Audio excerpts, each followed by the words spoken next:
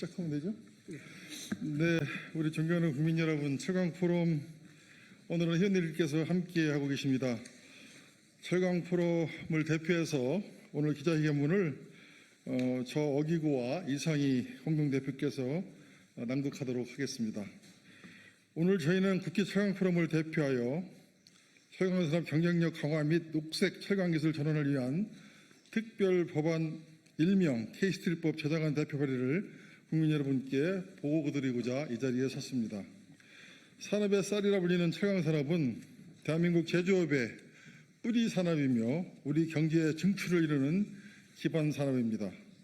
자동차, 조선, 건설, 기계는 물론 미래의 첨단 전략산업인 수소에너지, 2차전지, 우주항공 분야까지 철강산업 없이는 단 한 발짝도 앞으로 나아갈 수 없다고 해도 과언이 아닙니다. 대한민국은 조강 생산량 세계 6위, 철강제 수출 규모 세계 3위에 해당하는 글로벌 철강 강국입니다. 또한 철강산업은 우리나라 제조업 생산의 약 4.8%, 수출의 4.5%를 차지하며 43만 명 이상의 직간접 일자리를 창출합니다. 뿐만 아니라 당진, 포항, 광양, 순천, 군산, 인천 등의 지역경제와 고용을 떠받치는 든든한 기둥 역할을 해오고 있습니다. 그런데 지금 우리 철강산업은 글로벌 공급 과잉과 탄소 규제, 보호무역 장벽이라는 삼중고에 직면해 있습니다. 특히 올해 2월 미국은 전 세계에서 수입되는 철강 제품에 25%의 관세를 부과한 데 이어 6월에는 50%로 2배 인상하며 관세 폭탄을 투하하였습니다. 지난 31일 타결된 관세 협상에서 또 이 조치는 유지되었습니다. 미국과 제조업과 주요 산업 공급망에 기해왔던 우리나라 철강에 대해 사실상 수입 금지를 선언한 것입니다. 이 여파로 포스코, 현대제철 등 주요 기업은 물론 중소철강 강업체들까지 수출 타격과 경영 불확실성에 직면하고 있습니다. 여기 유럽연합의 탄소 국경 제도 시행, 중국발 저가 수입제 범람, 탄소 중립 이행에 따른 막대한 투자 압박까지 겹치면서 우리 철강산업은 그야말로 전방위 위기를 겪고 있습니다. 이대로 간다면 대한민국 경제 주권은 위협받고 우리의 산업 생태계와 지역 경제는 치명상을 입게 될 것입니다. 이런 문제의식으로 우리 철강 포럼은 지난 4월 국회에서 철강산업지원특별법 국회 입법 토론회를 개최하였고 이후 정부, 산업계, 학계 등과 적극적인 소통을 통해 현장의 의견을 반영하고 관련 기관들과도 긴밀하게 협력하여 철강산업지원 법안을 준비해 왔습니다. 그 결과 오늘 여야 국회의원 106명이 정파와 이념을 뛰어넘어 철강산업의 경쟁력을 강화하고 녹색 철강기술 전환을 체계적으로 지원하는 K스틸법을 대표 발의하게 되었습니다. 존경하는 국민 여러분, K스틸법은 철강산업의 지속 가능한 성장과 탄소 중립 전환을 위한 국가적 대응을 담은 산업 패러다임 전환법입니다. 지금부터 그 주요 내용을 설명드리도록 하겠습니다. 첫째, 국가 전략산업으로서 철강산업의 위상을 재정립했습니다. 철강산업을 국가경제의 안보와 핵심 기반 산업으로 규정하고 대통령을 위원장으로 하는 철강산업 경쟁력 강화 특별위원회를 설치하여 5년 단위의 기본계획, 매년 실행계획을 수립하여 철강산업 경쟁력을 체계적으로 강화하고 탄소 중립 전환을 앞당기게 했습니다. 둘째, 녹색 철강 기술 개발 및 탄소 중립 전환을 획기적으로 지원하도록 하겠습니다. 철강산업은 국내 온실가스 배출량의 14%를 차지합니다. 신속한 녹색 철강 기술 전환을 위해 수소환원 제철과 같은 탈탄소 철강 기술을 녹색 철강 기술로 지정하고 기술 개발 및 투자에 대한 보조금 융자, 세금 감면, 생산 비용 지원 등을 명문화했습니다. 네, 이상희 의원입니다. 셋째, 녹색 철강 특구를 조성하고 불필요한 규제를 혁신하도록 했습니다. 녹색 철강 특구를 주요 철강 산업 집적지에 지정 또는 조성하고 해당 특구에 대해서는 인허가 절차 간소화, 예타 면제, 세제 지원, 기반시설 설치 지원, 민원 신속 처리 등 다양한 규제 특례와 재정 지원을 할 수 있도록 했습니다. 넷째, 불공정 무역에 대응하고 수입제 남용을 억제하도록 했습니다. 자유무역 체제를 존중하면서도 우리 산업을 지키기 위한 합리적 보호 조치는 반드시 해야 합니다. 원산지 규정 강화, 부적합 철강제의 수입, 유통 제한, 불공정 무역 행위에 대한 정부의 직접 대응 권한을 명문화하고 친환경 철강 원료 경쟁력을 확보하기 위해 관련 산업의 체계적인 육성책을 마련했습니다. 다섯째, 철강 산업 재편 유도 및 수요 창출 기반을 구축했습니다. 글로벌 철강 업계의 구조적 변화 속에서 사업 구조 개편, 설비 전환, 공정 혁신은 필수적입니다. 철강 기업의 자발적인 산업 재편과 철강의 수급 조절이 불가능한 경우 정부가 적극적으로 세제 및 재정 지원을 통해 산업 재편과 수급 조절을 유도하도록 했습니다. 또한 공공조달을 통한 기술 개발 제품 우선 구매 제도화와 기업 간 협력 모델 발굴 및 국제 협력 강화 지원 등을 통해 새로운 수요를 확보할 수 있도록 했습니다. 존경하는 국민 여러분, 지금도 수많은 철강 산업 종사자들이 폭염 및 용광로 앞에서 구슬땀을 흘리면서 각종 규제와 국제 경쟁의 수입 제품의 파도 속에서 간신히 견뎌내고 있습니다. 그러나 모두가 버틸 힘이 있는 것은 아닙니다. 기술 하나로 세계 시장을 누비던 수많은 중소철강 기업들이 문을 닫고 지역 경제를 지탱하던 철강 일자리는 사라지고 있습니다. 우리가 밥상을 차릴 때 쌀이 필수이듯 대한민국의 제조업과 산업 생태계를 지탱하는 데 있어 철강은 없어서는 안 될 기본 중의 기본입니다. 철강 산업이 무너지면 관련 산업 전반의 붕괴로 이어지고 나아가 국가 경제의 전반 침체, 국가 안보의 약화까지 초래합니다. 철강 산업을 지키는 일은 우리 가족의 생계와 미래를 지키는 일입니다. 지금 우리 철강 산업을 살릴 수 있는 마지막 골든 타임입니다. 이번 법안이 통과된다면 우리 철강 산업은 저탄소 혁신을 본격화하고 녹색 고부가 가치 기술 제품 전환으로 경쟁력을 강화시킬 수 있습니다.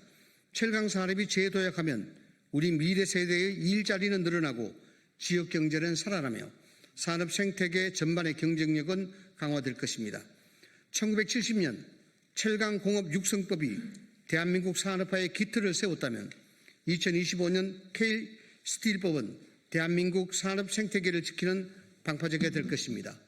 존경하는 국민 여러분, K스틸법은 정파를 초월하여 대한민국 산업과 경제의 미래를 걱정하는 국회의원 106명이 힘을 모아 마련한 초당적 법안입니다. 22대 국회가 국민을 위한 해법을 함께 만들어낼 수 있음을 보여주는 살아있는 협치의 첫 번째 사례입니다. 대한민국이 경제 위기와 보호무역주의라는 거대한 도전에 직면한 지금 여야가 협력하지 않으면 국민의 삶은 더 어려워질 수밖에 없습니다. 정치가 제 역할을 할 때, 국회가 힘을 모아 난제를 해결할 때 우리는 위기를 기회로 만들 수 있습니다. 지금 우리가 함께하면 대한민국 철강은 반드시 일어설 수 있습니다.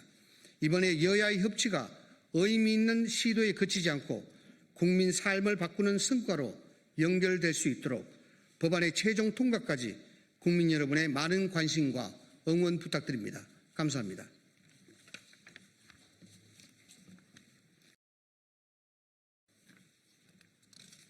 안녕하십니까.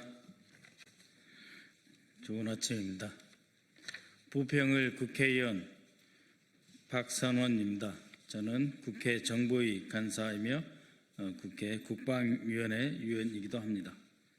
오늘은 이재명 전 대표 피습에 대해서 국가정보원에서 테러로 규정하지 않고 오히려 커터칼 미수, 그러니까 문방구에서 쓰는 커터칼 미수라고 축소 왜곡한 김상민 전 국가정보원 법률특보를 직권남용 혐의로 고발코자 기자회견을 하게 되었습니다. 존경하는 국민 여러분, 저는 오늘 검사 출신 김상민 전 국가정보원 법률특보를 직권남용 혐의로 고발하고자 이 자리에 나왔습니다.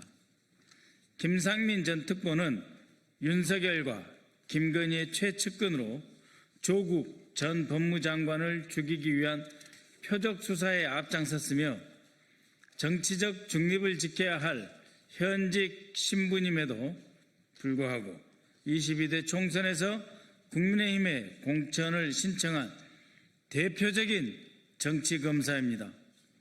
또한 김상민을 출마시키려는 과정에서 윤석열과 김건희가 압력을 행사했다는 의혹, 즉 김건희 공천 개입 의혹은 현재 특검에서 수사 중인 사안이기도 합니다. 당시 공천이 무산되자, 지난해 봄이죠. 공천이 무산되자 김건희는 조태용 당시 국정원장에게 요구해서 2024년 8월 김상민을 국정원장 법률특보로 채용토록 하였습니다. 윤석열과 김건희가 자신들의 정적을 제거하는 데 앞장선 사람에게는 어떻게든 자리를 만들어서 보훈하려고 하는 위인설관 대가성 인사였던 것입니다. 이렇게 순전히 정치적인 이유로 임명된 김상민 법률특보는 지난 4월 3일 헌법재판 결정 직전이죠. 지난 4월 3일 이재명 대표에 대한 살인미수 사건이 테러에 해당하는지 여부를 판단하는 보고서를 작성해서 주무부서인 대테러국으로 보냈습니다. 그런데 이 보고서는 제목부터가 커터칼 미수로 당시 원내 제1당 대표였던 이재명 대통령에 대한 테러를 대놓고 축소 왜곡하는 내용입니다.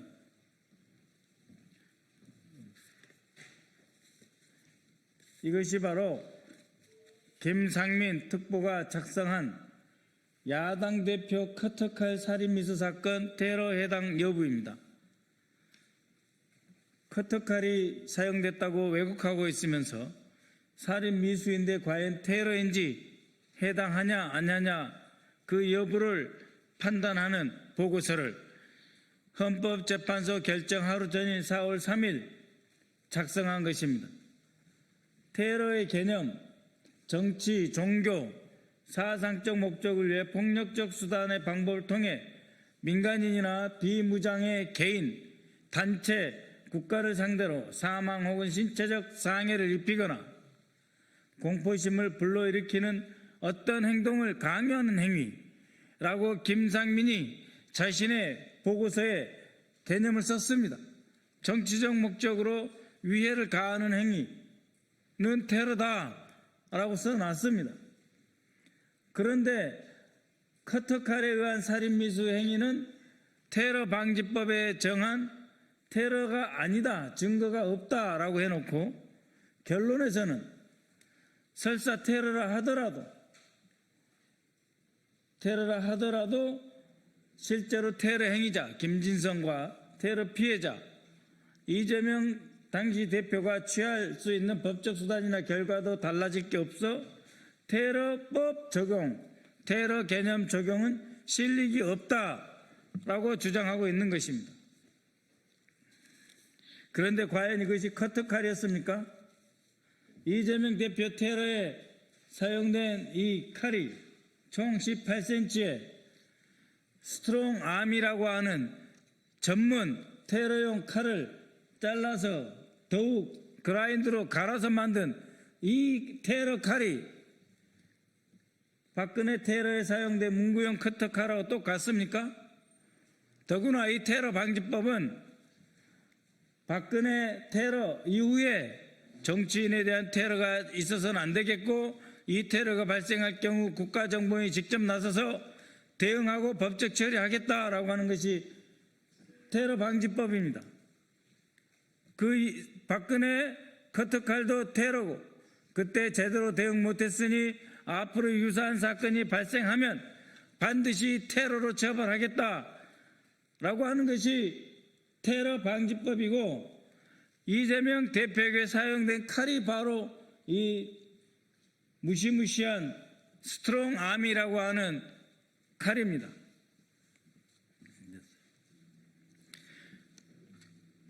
이 보고서의 작성 일자, 이 보고서에서 작성된 김상민은 법원이 적시한 범행 도구인 자그마치 18cm의 등산용 칼을 문구용 커터칼이라고 하는 등 상식 이하의 용어를 써가며 이재명 대표가 목숨을 잃을 뻔한 위중하고 엄중한 사건의 의미를 축소 왜곡하였습니다.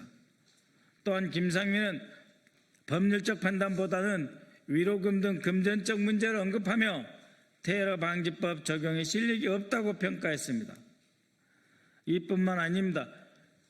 김상민은 법원이 합정 판결문에서 이 대표 피습 사건이 정치적 목적이 있었다라고 적시했는데도 이를 완전히 무시한 채 테러가 아닌 살인 미수라고 단정했습니다. 본인이 앞서 규정한 테러 규정 스스로를 부정하는 것입니다. 그렇게 되면 테러 방지법이 있다 하더라도 대한민국이 대통령이 된 당시 가장 유력한 대통령 선거 후보로 수천만의 국민의 지지를 받았던 사람을 정치적 목적으로 다시 죽이는 사건이 벌어져도 된다는 말입니까? 이 보고서의 작성 일자는 2025년 4월 3일 윤석열에 대한 헌법재판소의 탄핵 결정을 하루 앞둔 날이었습니다. 작년 8월에 임명된 사람이 그동안 뭘 하다 탄핵 선고 하루 전에 이렇게 왜곡된 판단을 유도하는 보고서를 작성한 것입니까? 공천에 탈락한 자신을 위해 국정원 특보 자리를 만들어준 윤석열, 김건희에게 답례하기 위해 이 보고서를 쓴 것입니까? 탄핵이 기각될 것을 확신하고 윤석열에게 잘 보이려고 작성한 보고서입니까? 아니면 헌재 결정 직전에 판을 뒤집어 보려는 내란 세력 최후의 발악이었습니까?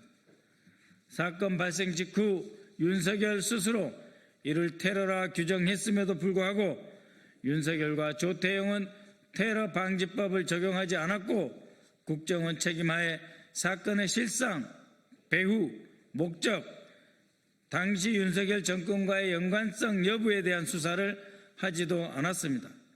테러 방지법에 따른 피해자 이재명 대표에 대한 보호 조치를 하지 않았음을 물론이고 극우 유튜버들의 극렬한 명예훼손을 방치 조장하였습니다.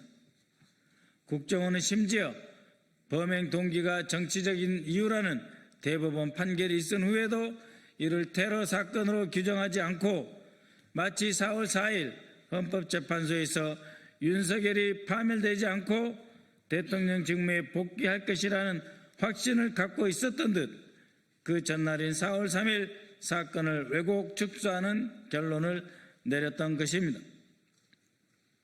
국정원의 각 부서는 법률 판단이 필요할 경우 원장 특별보좌관이 아닌 공식 조직인 기획조정실 안에 있는 법무처의 법률 검토를 의뢰합니다. 그런데 이 해당 보고서에서 보다시피 국정원 대테러국장은 이례적으로 기조실 법무처가 아닌 김상민 특보에게 법률 검토를 요청하여 작성토록 하였습니다. 대테러국장은 왜 국정원의 정상적인 조직과 절차를 놔두고 윤석열, 김건희의 최측근인 김상민에게 법률 판단을 요청한 것입니까? 기조실 법무처에서는 자신이 원하는 왜곡된 결과를 받아볼 수 없을 것 같으니 정치검사 출신 김상민에게 요청한 것입니까? 이처럼 이해할 수 없는 과정을 거쳐 작성된 김상민 특보의 커터칼 미수 보고서는 윤석열과 김건희가 자신을 챙겨준 은혜를 갚기 위해 특보로서 직권을 남용하여 국정원 직원들의 정당한 권리 행사를 방해한 것입니다. 이에 저는 김상민 전 특보를 형법 제123조 직권남용 혐의로 특검에 고발할 예정입니다.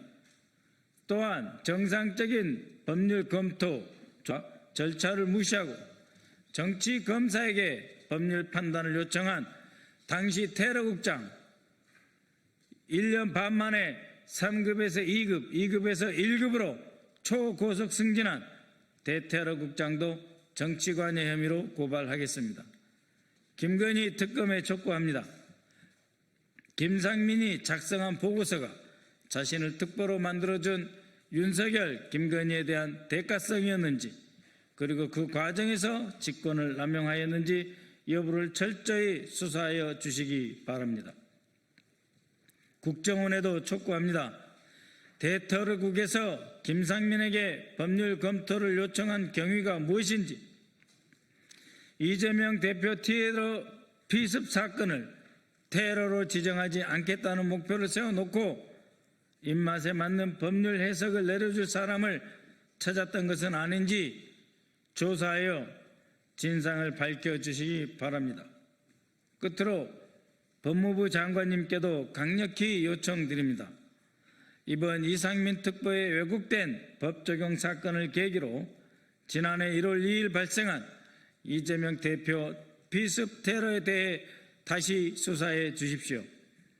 처음부터 테러 방지법을 적용하지 않은 이유, 최초 사건 발생 직후 국정원 대테러국과 총리실 대테러센터, 대통령 안보실 간의 보고 및 사건 축소 과정을 다시 수사해서 사건의 실체와 전모를 분명히 밝혀주시기 바랍니다. 감사합니다.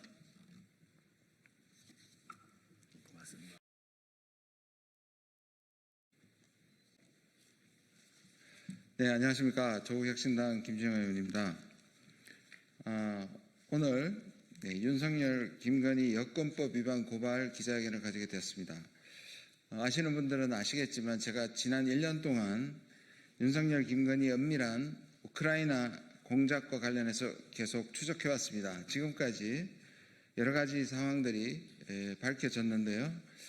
작년 10월에는 국방부 무기 담당 간부들이 우크라이나의 국회 동의 없이 파병 나간 사실을 공개했습니다.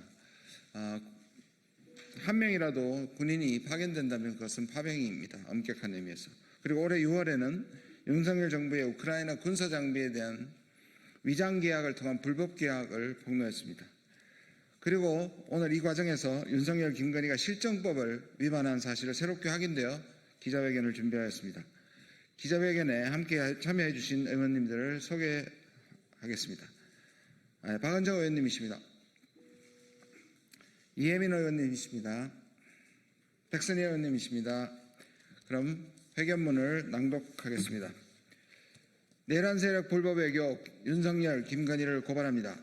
여권법 위반 대통령 부부라고 예외일 수 없습니다. 모든 국민은 법 앞에 평등합니다. 그러나 외교부는 윤석열, 김건희 부부의 여권법 위반 사실을 인지하고도 고발은커녕 아무런 조치도 취하지 않은 채 일관하고 있습니다.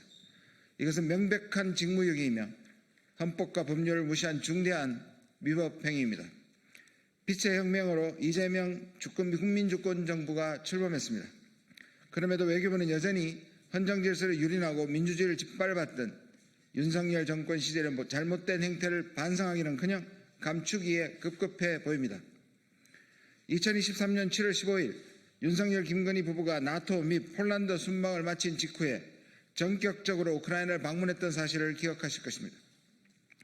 당시 이 대통령실은 이를 전격 방문, 전쟁국 최초 방문이라며 대대적으로 홍보했고 외교부 역시 이에 동조하며 각종 홍보물을 게시하며 뒷받침했습니다.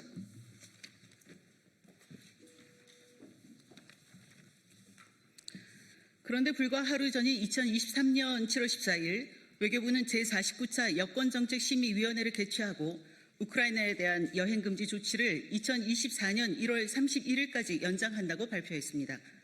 우크라이나 대사관도 이 사실을 동일하게 공지한 바 있습니다.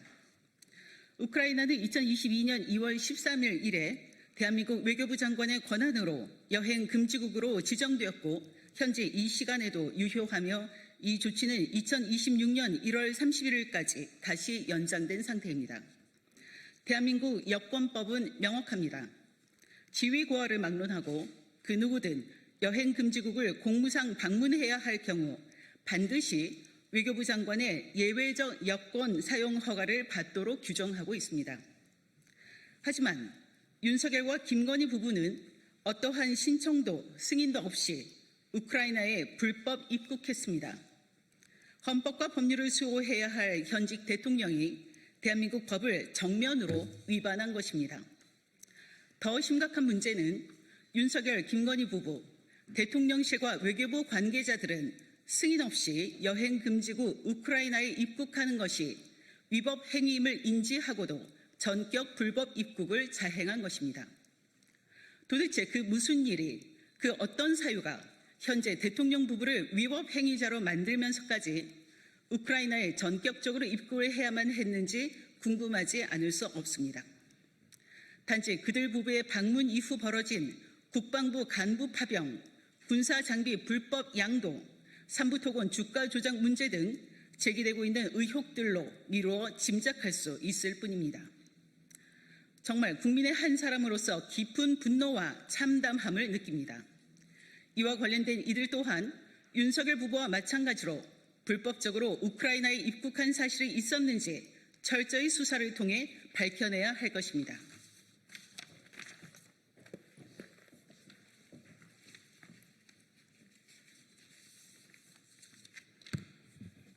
여권법 제17조는 여행금지국에 대한 입국 제한을 규정하고 있으며 동법 제26조 이를 위반할 경우 1년 이하 징역 또는 1,000만 원 이하 벌금형에 처한다고 되어 있습니다. 여러분은 이근 대위 사건을 기억하실 것입니다.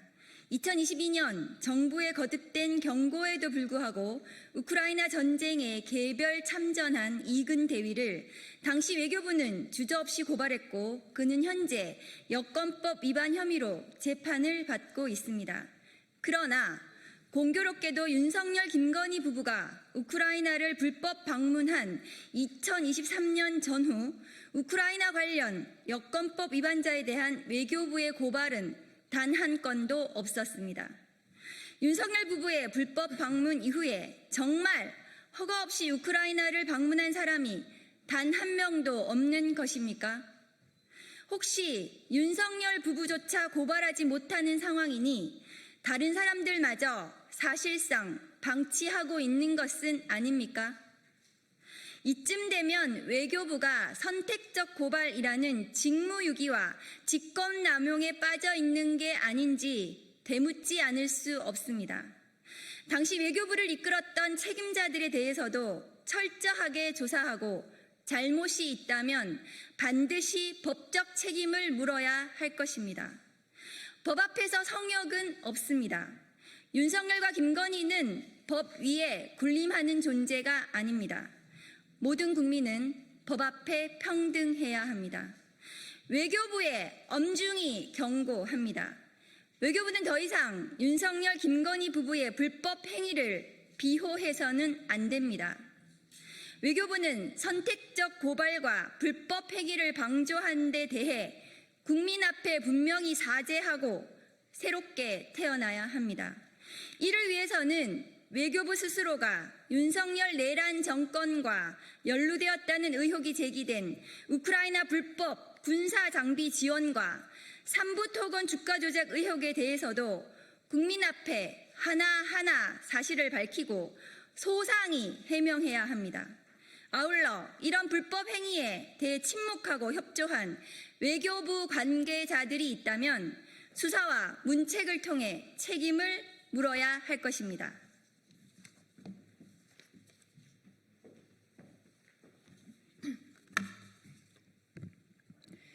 이미 특검은 윤석열 부부의 우크라이나 방문과 삼부토건의 사업 참여 사이에 어떤 커넥션이 있었는지 조사하고 있습니다. 외교부 역시 알고 있을 것입니다. 스위치가 옆에 있는데도 누르지 않는다면 어떻게 빛이 들어오겠습니까? 여권법을 위반하면서까지 윤석열 부부가 갑자기 전격적으로 우크라이나를 방문한 것이 공무상 목적이었는지 사적 목적이 있었는지 명명백백하게 밝혀내야 합니다. 지금이라도 외교부가 눈앞의 스위치를 눌러 스스로 불을 밝혀 책임 있는 자세로 임해주기를 바랍니다. 만약 외교부가 윤석열, 김건희의 정치적 면죄부 노름에서 벗어나지 못하고 국민을 기만한다면 머지않아 거센 국민적 분노에 직면하게 될 것입니다. 국민을 대표하여 오늘 우리는 실정법을 위반한 윤석열과 김건희를 고발합니다. 부디 이를 통해 윤석열 내란 세력이 무너뜨린 대한민국 외교를 바로잡는 출발점이 되기를 진심으로 바랍니다. 우리는 또한 대한민국 외교부의 대다수 공무원이 국가와 국민을 위해 묵묵히 그리고 충실하게 자신의 책임을 다하고 있다는 사실도 잘 알고 있습니다. 이번 계기를 통해 외교부가 국민의 신뢰를 회복하고 오직 국익과 오직 국민을 위한 당당한 대한민국 외교를 다시 시작할 수 있기를 바랍니다. 2025년 8월 4일 조국혁신당 국회의원 김준형, 박은정, 이혜민, 백선희 이상입니다. 감사합니다. 예, 저희는 이 기자회견을 마치고 바로 경찰청으로 가서 고발장을 접수할 겁니다. 혹시 또 설명이 필요하시면 백브리핑을 하고 떠나겠습니다. 감사합니다.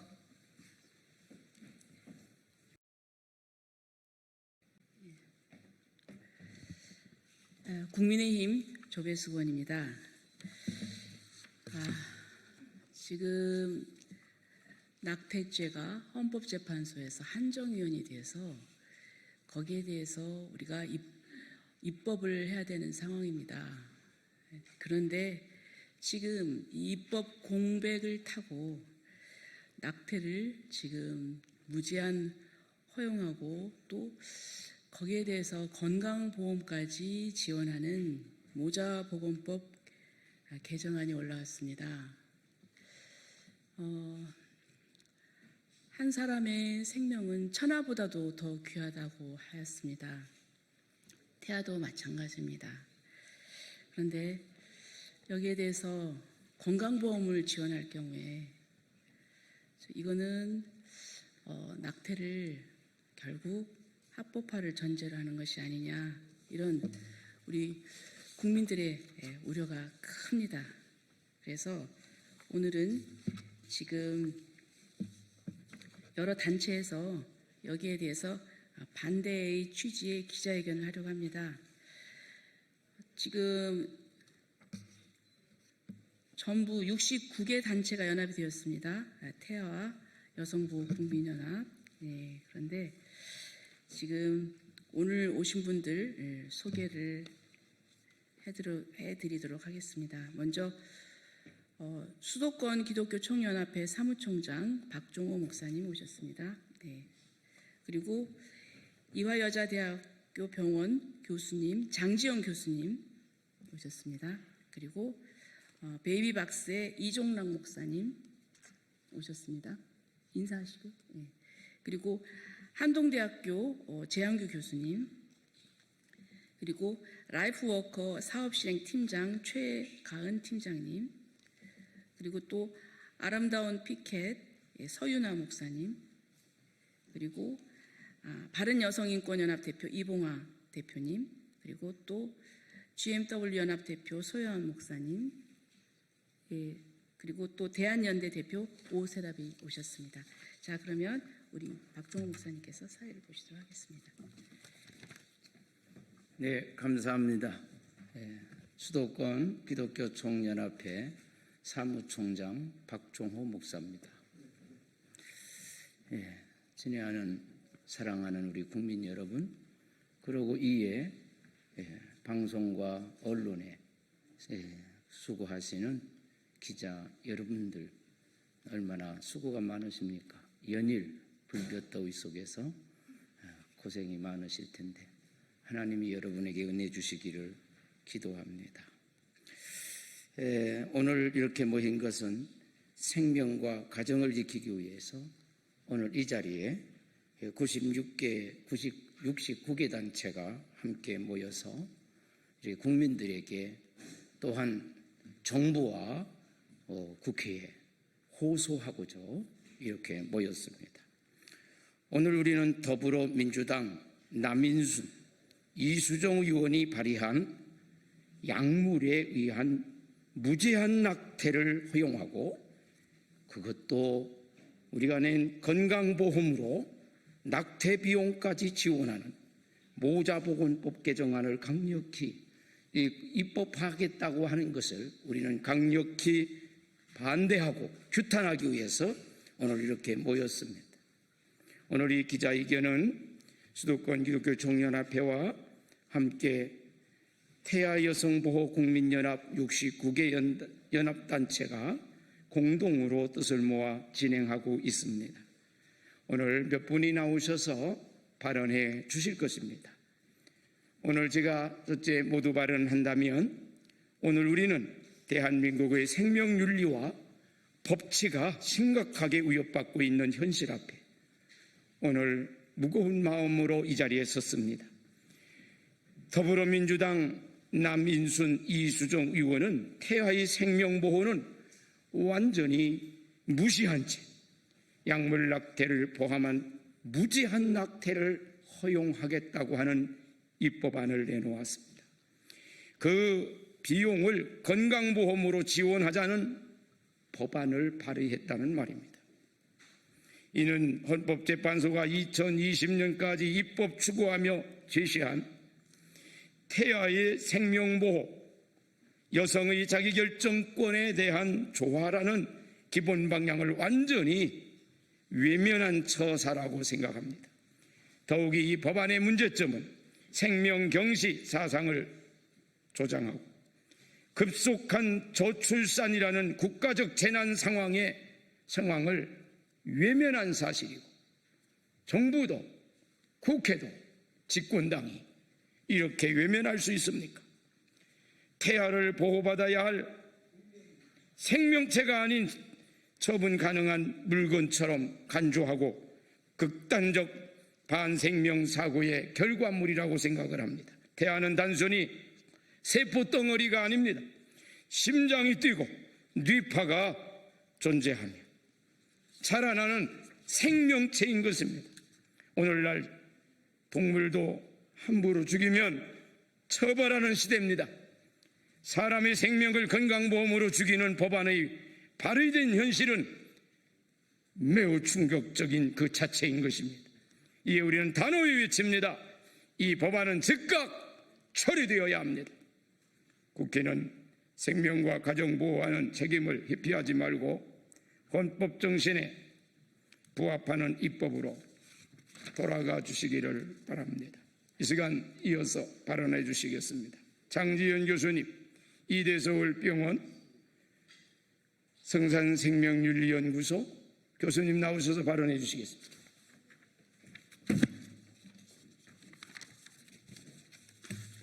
존경하는 국민 여러분 그리고 언론인 여러분, 지난해 6월 한 20대 여성이 36주차 태아를 낙태한 영상을 유튜브에 올린 이른바 낙태 브이로그 사건은 전 국민을 큰 충격에 빠뜨렸습니다.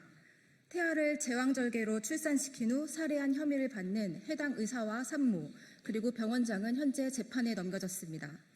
하지만 여전히 일부 의료기관에서는 임신 30주 이상의 낙태도 의료 시술이라 광고하며 영업 중에 있습니다. 이에 대한산부인과 의사회는 영아 살인과 다름없는 행위가 성행할 수 있다며 큰 우려를 표명했습니다. 이러한 심각한 위기 상황 가운데 더불어민주당 남인순, 이수진 의원이 발의한 모자보건법 개정안은 임신 주수에 관계없이 모든 낙태를 합법화하고 낙태약 도입과 낙태 비용에 대한 건강보험 지원을 추진하는 내용을 담고 있습니다. 저는 여성의 건강권을 심각하게 위협하고 국가의 태아 생명권 보호 의무를 저버린 이번 개정안을 규탄하기 위해 이 자리에 섰습니다. 첫째, 약물 낙태는 결코 안전한 대안이 아닙니다. 최근 일부 정치권과 인권단체에서는 약물 낙태가 낙태 시술보다 안전하다는 잘못된 인식을 확산시키고 있습니다. 하지만 이는 결코 사실이 아닙니다. 2023년 미국 산부인과 학회는 낙태 시술보다 약물 낙태에서 더 많은 합병증과 부작용이 발생하고 임신 주수가 질수록 여성에게 미치는 위험도 커진다고 경고했습니다. 낙태 약물인 미페프리스톨은 태아에게 영양과 산소 공급을 차단하고 미소프로스톨은 자궁 수축과 자궁 경부 이완을 유발하여 고사된 태아를 배출시킵니다. 이 과정에서 복통과 과도한 출혈이 유발될 수 있는데 평균 9에서 16일 동안 출혈이 지속됩니다. 약 8%에서는 입원 치료가 필요한 다량 출혈이 발생할 수가 있고 8%에서는 30일 이상 출혈이 지속될 수 있고 1% 이내에서는 과다 출혈로 입원 치료가 필요할 수 있습니다. 임신 주수가 높아질수록 낙태 실패율도 증가하는데 8주 이하는 2에서 6%, 10주를 넘기면 13% 이상으로 급증합니다. 자궁 내 임신이거나 과거 제왕절개 경험이 있는 여성이 임의로 약물을 복용할 경우 자궁 파열, 영구 불임 등 치명적인 상황이 초래될 수 있어 반드시 의료진의 진단과 처방, 사후 관리가 있어야 합니다. 미국 FDA는 약물 낙태 승인 이후 4,207건의 부작용을 보고했고 그중 26건은 사망, 1,045건은 입원, 603건은 수혈이 필요한 과다출혈, 413건은 감염 사례였습니다. 2016년 이후 사망을 제외한 부작용 보고 의무가 폐지되었기 때문에 실제 피해 건수는 통계 수치를 상회할 것으로 추정됩니다. 이에 미국 FDA도 해당 약물을 전문의약품으로 분류해 엄격히 관리하고 있습니다. 둘째, 저는 의사로서 생명을 경시하는 악법에 깊은 우려를 표합니다. 현대의학은 생명은 수정순간 시작된다는 사실을 분명히 밝히고 있습니다. 태아는 단순한 조직이나 세포가 아니고 독립된 인간 존재로서 고유한 주전 정보를 갖춘 생명입니다. 의학은 생명을 치료하고 보호하기 위한 학문입니다. 법이 생명을 제거하는 행위를 제도적으로 지원할 때 우리는 의료 현장에서 생명과 여성 건강을 지켜온 전문가로서 이러한 상황을 결코 자시하지 않을 것입니다. 셋째, 생명 존중 3원칙에 준하는 개정안을 마련해 주십시오. 낙태 전면 합법화와 약물 낙태 도입은 여성의 건강권과 인권도 심각하게 훼손할 것입니다. 모든 자원을 활용하여 위기에 빠진 여성들을 돕는 것, 그리고 낙태를 하지 않아도 행복할 수 있는 사회를 만드는 것이야말로 우리 사회 공동체의 의무임을 기억해 주십시오.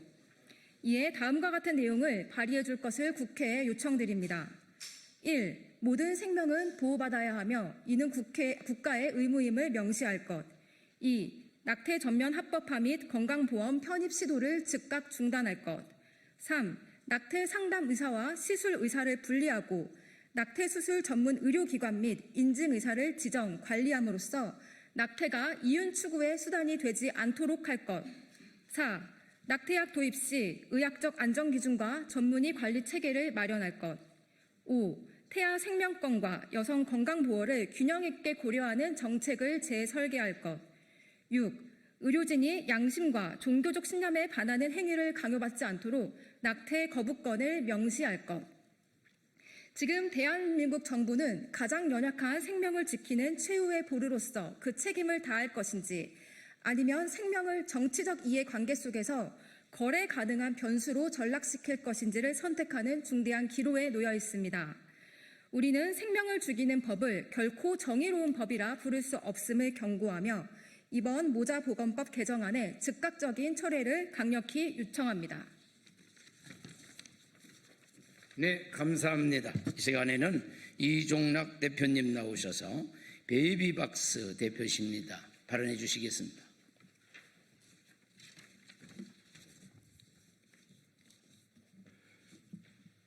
여러분 수고 많으십니다. 비통한 마음으로 이 자리에 섰습니다. 저는 베이비박스 사역을 감당하고 있는 이종락 목사입니다. 저는 16년 동안 베이비박스에서 생명의 위기에 놓인 2,189명의 아동을 안전하게 보호했습니다.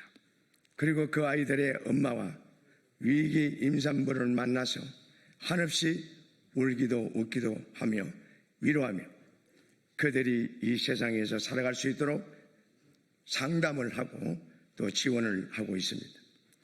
뱃속에 태아를 품고 있거나 이미 태어난 아이들, 낭망하여 어찌할 수 없이 엄마가 키울 수 없는 그런 위치에 있는 엄마들을 많이 만납니다. 모두 세상에서 가장 약하고 작은 존재이지만 하나님의 형상으로 존귀한 생명이 된 것입니다.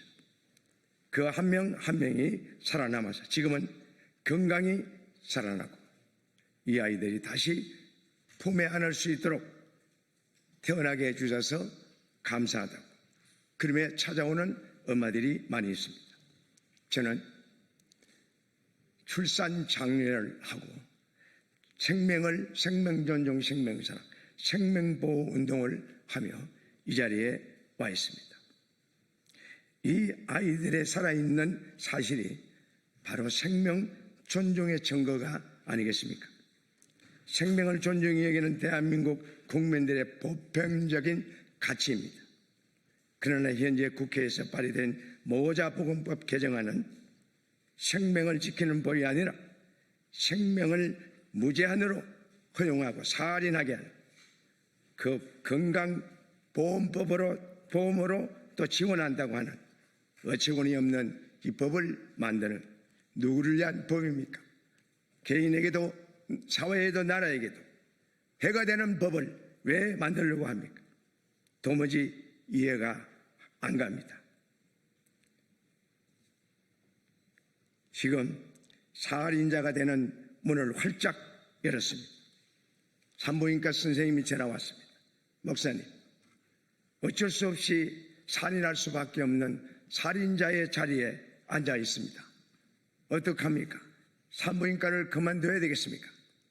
이런 아픈 마음을 토하는 그런 정말 생명 존중을 사랑하는 선생님들이 계십니다. 이것이 결코 정의가 아닙니다.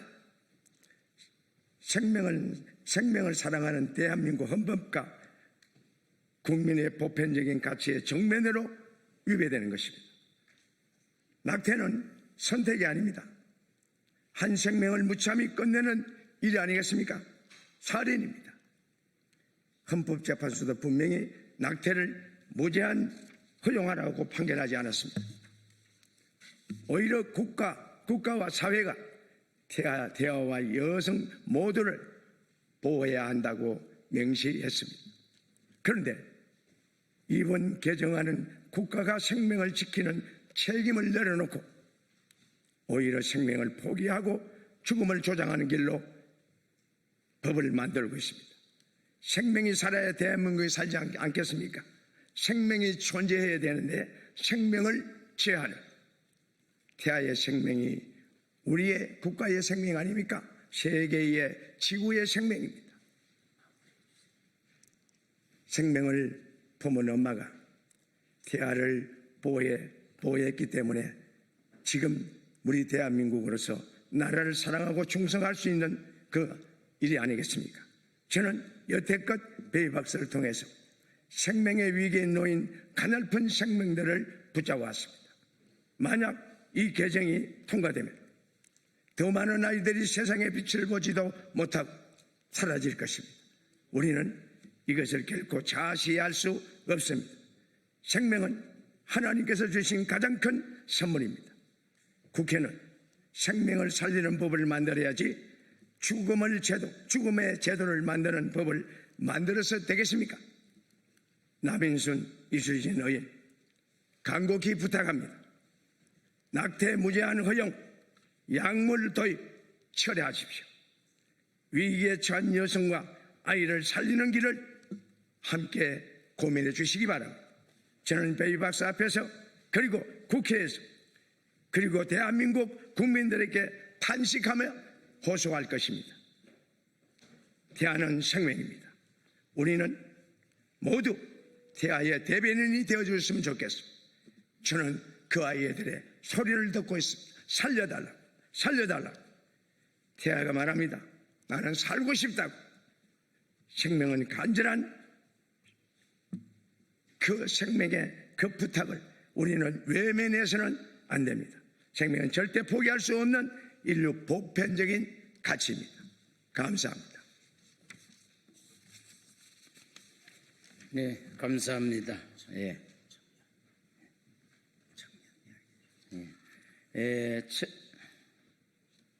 최가은 팀장님, 이 시간 라이프워커 사업 오셔서 발언해 주시겠습니다. 안녕하십니까. 저는 생명 존중 회복을 위해 활동하고 있는 청년단체 라이프워커의 팀장이며 현재 간호사로 재직 중인 최가은입니다. 더불어민주당 남인순 의원과 이수진 의원이 발의한 이번 개정안은 태아의 생명을 보호하기 위한 입법이 아닌 임신을 언제든 종결할 수 있는 자기 결정권 행사만을 중심으로 한 법안입니다. 그러나 우리가 분명히 기억해야 할 것은 낙태법의 참된 보호 법익은 태아의 생명이라는 사실입니다. 태아는 어머니의 몸에 의존해 생명을 유지하지만 그 자체로 어머니와는 구별되는 독립된 생명체이며 헌법적 보호 대상입니다. 2019년 헌법재판소의 낙태죄 헌법 불합치 결정 이후에도 국회의 입법 공백이 지속되는 상황에서 지금은 국가와 국회의 책임 있는 대응이 무엇보다 절실한 상황입니다. 그런데 이번 개정안은 태아의 생명권을 보호할 국가의 책무를 사실상 포기한 매우 일방적이고 극단적인 법안입니다. 또한 이 개정안은 여성의 건강과 생명에 대한 고려조차 하고 있지 않습니다. 의학계에서도 분명히 임신 후기로 갈수록 낙태는 신체적 위험과 합병증 가능성이 높아지며 약물 낙태는 여성의 건강에 심각한 위협이 되고 있음을 경고하고 있습니다. 태아의 생명도 여성의 건강도 외면한 이 개정안은 과연 누구를 위한 법안입니까? 저는 청년을 대표하여 다음과 같이 강력히 촉구합니다. 하나, 여성의 자기결정권만을 일방적으로 강조하며 모든 책임을 회피한 이번 개정안을 즉시 철회해 주십시오. 하나, 낙태죄 처벌 시기를 논의함에 있어 반드시 그 보호 대상인 태아의 생명을 어떻게 보호할 것인가에 대한 논의도 함께 진행해 주십시오.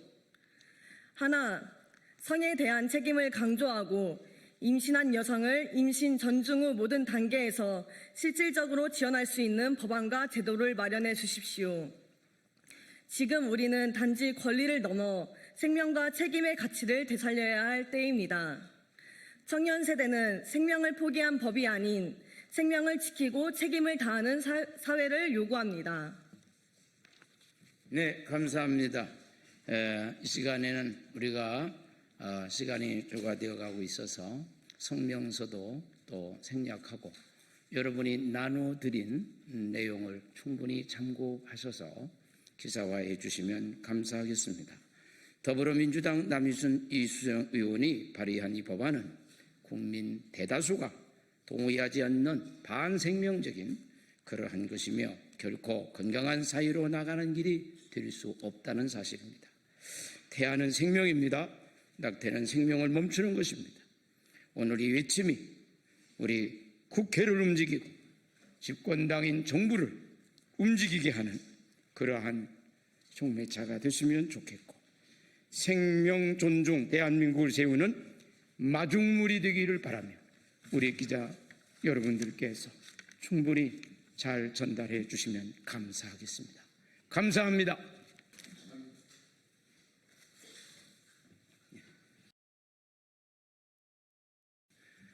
예, 안녕하십니까. 국회 사무처 공보기획관 윤동준입니다. 8월 첫째 주 정례 브리핑을 시작하겠습니다. 오늘 오후 2시에는 본회의가 개회될 예정입니다. 본회의에 앞서 우원식 국회의장은 여야 원내대표와 오찬 회동이 예정되어 있습니다. 이번 주 위원회 회의 일정입니다. 행안위는 화요일 오전 10시에 전체 회의를 열어서 최근의 수해와 총기 사건 등을 대상으로 행정안전부와 경찰청에 대한 현안 질의를 실시하고 안건을 처리할 예정입니다. 기재위와 산자위는 수요일 오전 10시 전체 회의를 열어서 대미 관세 협상 관련 현안 보고와 질의를 실시할 예정입니다. 이번 주 의원실 정책 세미나는 모두 24건입니다. 주제는 일본군 위안부 문제, 또 요양병원의 역할과 방향 등입니다. 이번 주 국회 사무처와 소속기관의 주요 행사 및 발간물입니다. 국회 도서관은 데이터로 보는 저탄소 소비 생활을 발간하고 예산정책처는 사회보험의 제도 변천사를 체계적으로 정리해서 소개하는 2025 대한민국 사회보험을 발간할 예정입니다. 입법조사처는 인공지능기본법의 향후 발전 방향 모색이라는 세미나를 개최할 예정입니다. 지난주 접수 의안은 총 185건이고 국민동의청원 현황을 보시면은 대주주 양도소득세 하향 반대에 관한 청원이 접수되어서 5만 명 동의 요건을 충족해가지고 소관상임위원회로 회부될 예정입니다. 기타 자세한 사항은 이메일을 참고해 주시기 바랍니다. 브리핑을 마치겠습니다. 감사합니다.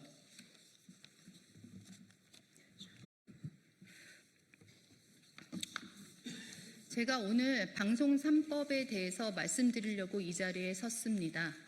안녕하십니까. 국민의힘 전당대회 최고위원으로 출마한 최수진 국회의원입니다. 오늘 국회에서 더불어민주당이 일방적으로 통과시키려는 방송법 관련 주요 문제점을 말씀드리고자 합니다. 더불어민주당이 밀어붙인 방송 3법은 공영방송 독립이라는 명분 아래 뉴스 편성부터 이사회 구성, 사장 임명까지 더불어민주당 정권 코드에 맞춰 재개편하려는 이재명 독재 방송법입니다. 그래서 저는 오늘 방송 3법의 중대한 5가지 문제점을 밝혀 말씀드리고자 합니다. 첫 번째, 이사수 늘렸다더니 범여권목만 늘린 것입니다.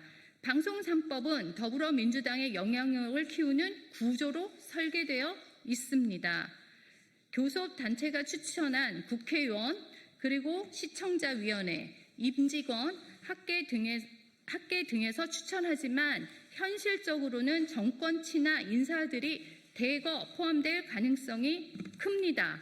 결국 전체의 15명 중 최대 13명, 약 90%가 정권 코드로 채워지는 인사 구조입니다. 이사수 확대는 포장이고 더불어민주당 목 확대가 본질입니다. 이사회가 아니라 이재명 방송이사회입니다. 둘째, 법으로 편성된 통제가 된 것이고 노조 개입을 정당화한 것입니다. 편성권은 아시다시피 어떤 뉴스를 언제 어떻게 보도할지를 결정하는 방송의 심장입니다. 방송 3법은 지상파, 종편, 보도 채널 등 주요 방송사의 편성위원회 절차를 강제합니다. 이 문제는 이 편성위에 민노총 산하, 언론노조, 기자협의회 등 특정 세력이 깊숙이 개입할 수 있다는 점입니다. 결국 뉴스 편성 방향 자체가 정권 코드에 따라 움직이게 되는 것입니다. 셋째, 정부가 민간 언론까지 쥐락펴락하는 법입니다. 방송3법은 공영방송뿐만 아니라 YTN, 연합뉴스 TV와 같은 민영 보도 채널에도 사장 추천위원회와 보도 책임자 임명 동의제를 강행하고 있습니다. 사장은 교섭 대표 노조와 합의 없이는 임명할 수 없고 보도 책임자는 보도직군 과반의 동의 없이는 보직 자체가 불가능해집니다. 결국 뉴스 책임자 자리는 정권 입맛에 맞는 인물로만 채워집니다. 민용방송 인사까지 정권 뜻대로 줄 세우려는 건 전형적인 언론 전체주의 시도입니다. 넷째, 정권 대리인으로 전략한 시청자위원회입니다. 방송 3법은 시청자위원회 설치 대상을 지상파, 종편, 보도 전문 채널 등으로 확대하고 기존의 방송사 사장이 위촉하던 구조를 노조 중심의 편성위원회가 추천하는 방식으로 바뀌었습니다. 결국 편성위원회가 시청자위를, 시청자위가 이사가 사장을 추천하는 구조의 정권 인사 사슬이 완성되는 것입니다. 시청자위원회는 더 이상 국민의 대표가 아니라 정권의 사람을 들이기 위한 대리 조직으로 전략했습니다. 다섯째, 부칙에 숨어진 사장 교체 시나리오가 있습니다. 방송 3법 부칙에는 법 시행 3개월 이내 공영방송 이사회를 새로 구성한다는 문구가 담겨져 있습니다. 겉보기에는 조직, 정비처럼 보이지만 실상은 정권 출범과 동시에 이사회를 이재명 인사로 교체해 사장을 갈아치우겠다는 심산입니다. 방송 3법은 개혁이 아니라 방송장악법입니다. 이사도 편성도 사장도 모두 정권이 틀어쥐는 이재명 코드 방송 완성법입니다. 영구히 더불어민주당이 언론을 장악하겠다는 매우 위험한 독재 법안입니다. 언론 자유를 틀어막고 국민의 눈과 귀를 정권의 입으로 대체하려는 시도입니다. 제가 국민의힘 최고위원이 되면 이재명 정부와 더불어민주당의 입법 폭주, 국민 민생과 경제 회복에는 관심이 없고 오로지 자신들의 정치적 목적과 정권 연장을 하려는 형태에 대해 적극적으로 싸워가겠습니다. 저 최수진은 합리적인 보수, 국민과 함께하는 국민의힘을 만들겠습니다. 감사합니다.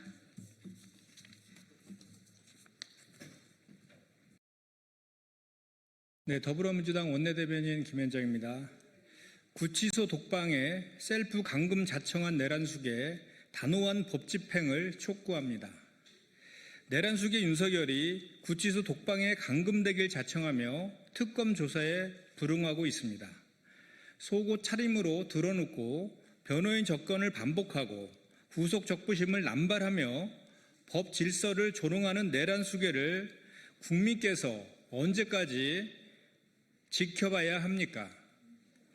윤석열은 체온 조절을 이유로 수위를 벗었다고 우기지만 시중에서는 파충류냐는 냉소가 나올 정도로 상식을 벗어난 억지 주장일 뿐입니다. 한때 대통령이었던 자가 헌정을 유린한 중대범죄에 책임지지는 못할 망정 최소한의 사법 절차조차 거부하는 작금의 행태는 참담하기 그지없습니다. 또한 윤석열의 속옷 저항이 해외 언론의 조롱거리가 되고 있습니다.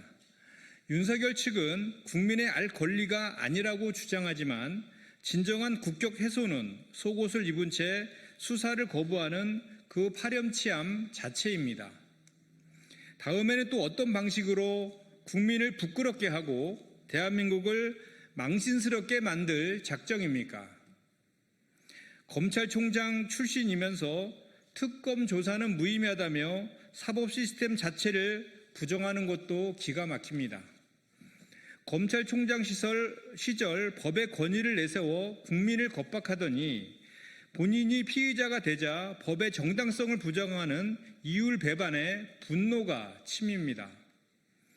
윤석열은 더 이상 법꾸라지 같은 파렴치한 술수로 법의 심판을 지체시키지 마십시오. 특검은 내란 범죄의 실체를 밝히기 위해 모든 수단을 강구해야 하며 필요하다면 물리적 집행도 주저하지 말아야 합니다. 그것이 사법정의를 바로 세우는 길이며 법치주의를 지키는 일입니다.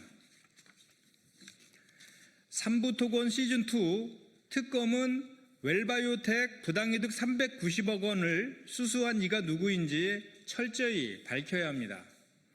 우크라이나 재건 테마주 관련 주가 조작 의혹 수사가 삼부토건에서 웰바이오텍으로 확대되고 있습니다. 웰바이오텍 전환사채 헐값 매각과 주가 조작 의혹은 지난 3월 정무위 현안 질의를 통해 처음으로 제기되었습니다. 또한 지난 7월 민주당에서는 금융당국이 상황을 인지하고 있음에도 8개월 이상 침묵하고 있다는 의혹을 김건희 특검에 전하며 수사 촉구 의견서까지 제출한 바 있습니다. 늦은 만큼 더욱 수사에 박차를 가할 것을 촉구합니다. 웰바이오텍은 2023년 5월부터 7월 사이 우크라이나 재건 MOU를 공개하며 주가를 3배 이상 부풀린 뒤 전환사치를 대규모로 매각해 최대 390억 원의 시세 차익을 본 정황이 드러났습니다. 이는 삼부토건 부당이득 369억 원을 뛰어넘는 규모입니다. 또한 당사 전환사채 매각을 중개한 와이즈 퍼시픽 홀딩스라는 페이퍼 컴퍼니의 실소유주는 이기훈 삼부토건 부회장 겸 웰바이오텍 회장이라는 의혹이 짙습니다. 이 부회장은 지난달 17일 이후 벌써 19일째 도주 중에 있습니다. 특검은 삼부토건, 웰바이오텍 등 주가 조작의 실체를 밝힐 핵심 인물인 이 부회장의 신병 확보에 전력을 기울여 주시기 바랍니다. 390억 원의 부당이득이 누구에게 흘러갔는지 또 김건희 여사나 지난 정부와의 관련성이 있는지도 철저히 수사할 것을 촉구합니다. 이상입니다.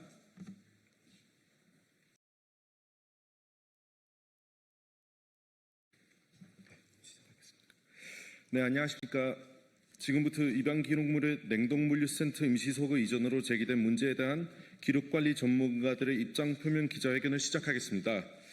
저는 입양 기록 긴급 행동의 공동대표 신서빈입니다. 오늘 같이 참석하신 분들은 해외로 입양된 당사자분들이시며 현재 해외 14개국에 있는 29개의 한국 입양인 단체와 연대하고 있습니다. 저희 긴급행동은 지난 7월 24일 민주당 서영석 의원실 주도로 해외 입양인 단체, 기록 전문가 분들이 입양 기록물 임시 소거를 방문한 뒤 큰 우려와 실망을 안고 돌아왔습니다. 냉동 물류 창고의 열악한 접근성, 부적절한 소방시설, 소독실 미비, 열람실 부족 등 많은 우려가 사실로 드러났습니다. 문제는 임시 소거를 대체할 영국 기록관의 계획이 포류 상태라는 것입니다.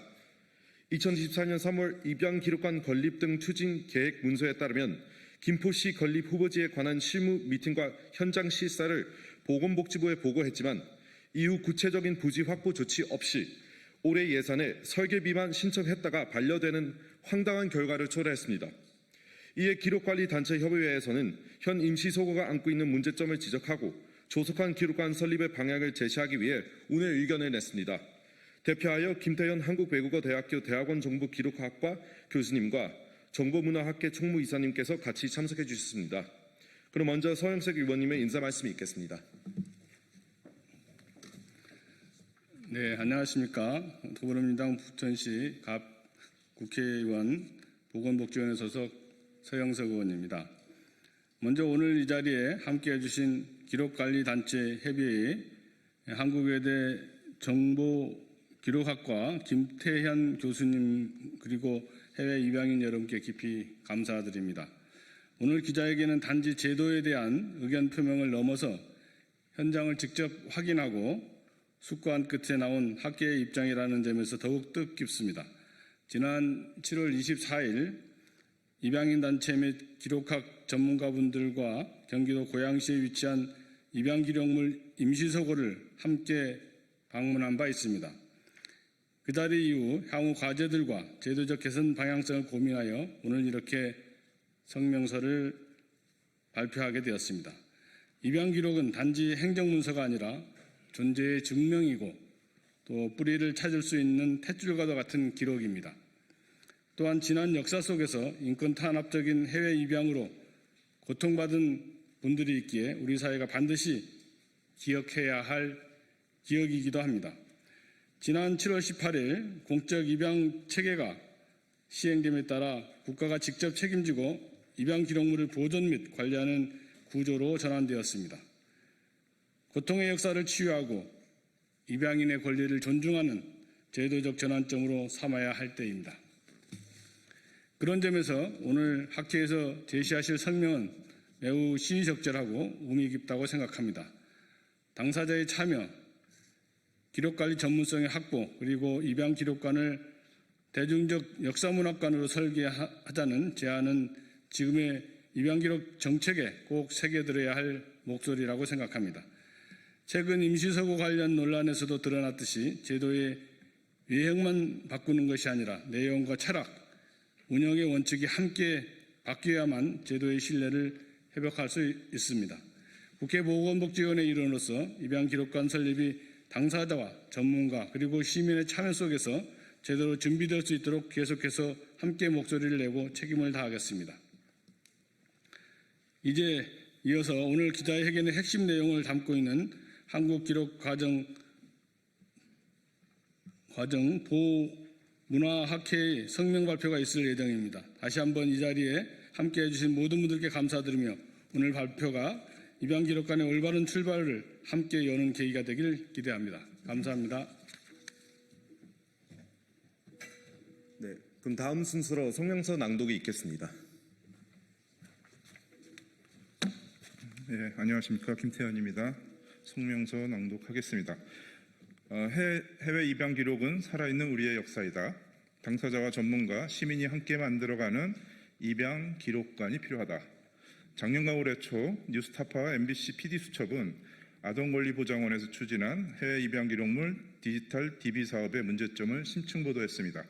기사는 보장원이 디지털 입양 기록에 대한 데이터 무결성 검증을 진행하지 않았고 그 결과 사용할 수 없는 데이터베이스가 만들었다는 점을 지적하였습니다. 많은 예산과 노력, 인원을 투입했지만 전문성 없이 일이 추진되면서 활용 불가능한 결과물을 얻게 됐다는 게 두 언론사의 공통된 비판이었습니다. 작년 개최된 국회 보건복지부 국정감사에서도 아동권리보장원 원장은 이와 관련된 질의에 제대로 된 답변을 내놓지 못했습니다.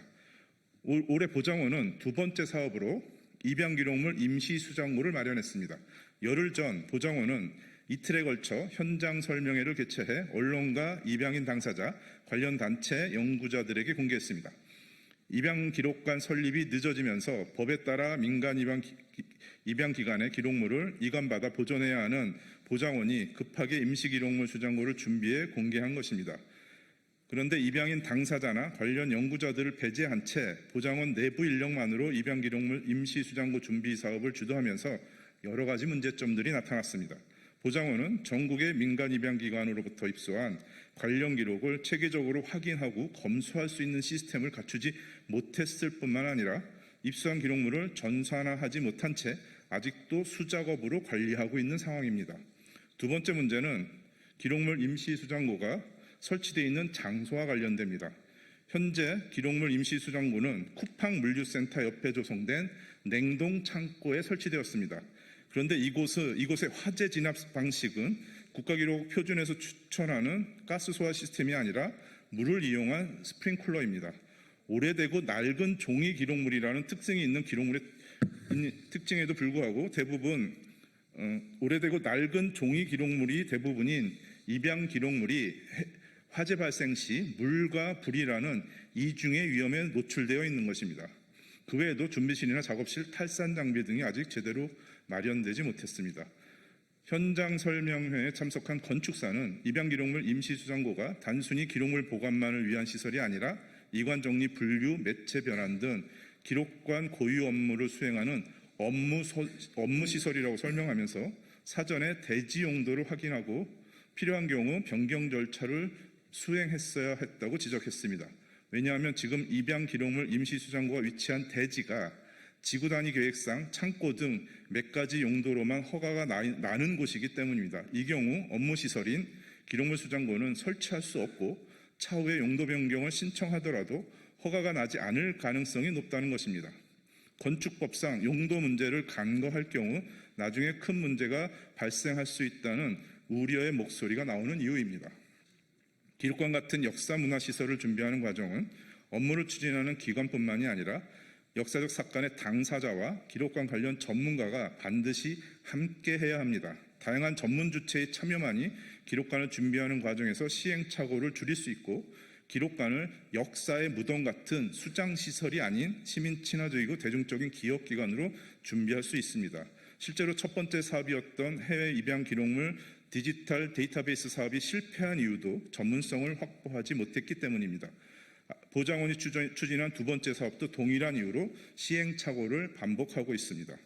우리는 입양 기록원 준비 사업이 다음과 같은 원칙으로 추진되어야 한다고 강력하게 요구합니다. 첫 번째, 입양인 당사자들의 경험과 의견이 입양 기록관 설립 과정에서 중요한 초석이 되어야 합니다.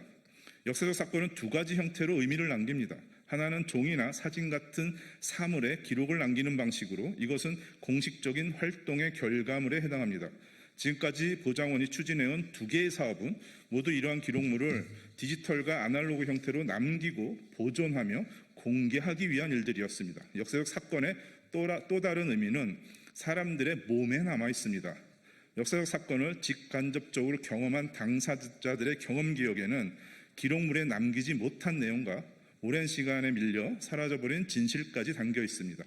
역사적 당사자는 역사를 증명하는 살아있는 기록 그 자체라고 말하는 까닭입니다. 이러한 이유로 입양인은 역사적 사건의 당사자로서 입양 기록관 설립 과정에 중요한 주체로 참여해야 합니다.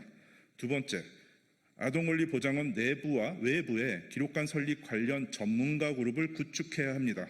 기록관은 단순한 보존시설이 아니라 전문적인 역사기관입니다. 기록관에서 기록을 수집하고 보존하며 활용하고 재현하는 모든 활동은 다양한 분야의 지식이 융합되는 학문적 실천입니다. 그런데 현재 입양 기록에 대한 전문적 관리 체계 부재가 입양인에게는 기록물 훼손으로 인한 정체성 상실이라는 두려움을, 기록 연구사에게는 업무 수행에 어려움을 초래하고 있습니다. 전국에 산재되어 있는 수많은 입양 기록을 체계적으로 통합해 효율적으로 활용할 수 있는 합리적인 방안 마련이 시급한 상황입니다. 보장원이 이 중대한 과제를 적절히 수행하려면 무엇보다 전문성 확보가 선행되어야 합니다. 이는 두 가지 방향에서 병행 추진되어야 합니다. 첫째, 보장원에 기록 연구자와 학예 연구자 같은 전문 인력이 배치되어 입양 기록관 설립 과정을 주도해야 합니다. 둘째, 이들을 중심으로 다양한 외부 전문가가 함께 네트워크를 구성해 상시 자문과 협업 체계를 구축해야 됩니다. 세 번째, 입양 기록관은 시민을 위한 대중적 역사 문화기관으로 준비되어야 합니다. 이제 기록관은 단순한 기록 보존소를 넘어 대중적 역사 문화기관으로 진화하고 있습니다. 역사적 가치가 있는 기록을 모아 공적 자금을 들여 영원히 보존하는 일은 우리 사회가 기꺼이 감당해야 할 공공적 실천이 되었습니다. 역사적 사건이 지니고 있는 공공적 가치가 시민들 사이에서 공공의 기억으로 확산되는 것만큼 공익적인 일은 없기 때문입니다. 시민들이 입양 기록과 그 역사에 대해 문화적으로 접근하고 이해하며 기억할 수 있도록 입양 기록관을 대중적 기념 기록관으로 확장해야 됩니다.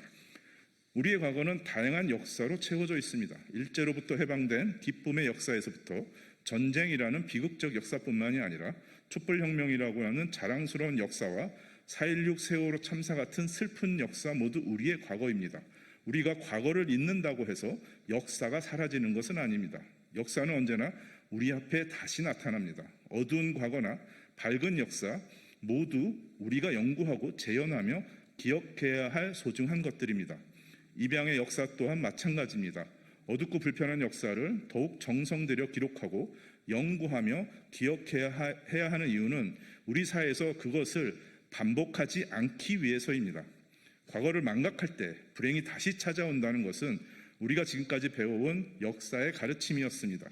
입양 기록관을 당사자와 연구자, 시민이 함께 준비하고 만들어가야 하는 이유이기도 합니다. 우리의 역사를 우리 모두 기억할 수 있도록 입양 기록관은 대중적 역사 문화 기관으로 준비되어야 합니다. 2025년 8월 4일 기록관리단체협의회 감사합니다. 네, 감사합니다. 현재 복지부가 아동권리 보장원은 기록관 부지 확보 작업은 진행하지 않고 내년에 2억 원을 들여 기록관 타당성 조사를 또 하겠다는 계획을 세우고 있습니다. 기록관은 애초에 25년 기본 설계를 마치고 29년 상반기 개관을 목표로 했습니다. 만일 내년 타당성 조사를 다시 한다면 기록관 개관은 2031년으로 미뤄지게 됩니다. 입양인들의 탯줄 같은 기록물들이 위험한 냉동창고에 2년 더 있어야 하는 것이다. 보건 아동권리 보장에는 신속하게 대응을 촉구하기를 바랍니다. 감사합니다.